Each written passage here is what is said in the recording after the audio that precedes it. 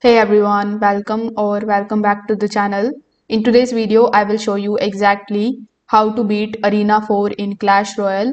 So Arena 4 is all about controlling the match with cheap, reliable cards.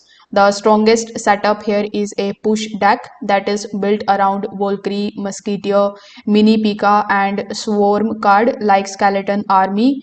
Valkyrie clears the ground, swarms, Mini P.E.K.K.A melts the tanks, and Musketeers handles air units. So pairing these together gives you answers for almost everything in Arena 4. So you need to start your game slow, drop the troops behind your king tower so that you build a solid push by the time they reach the bridge.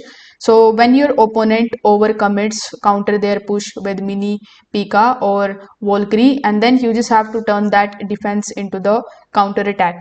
So for spells, arrows or fireballs are perfect because they shut down witch, minion horde or barbarians, which are extremely common in this arena.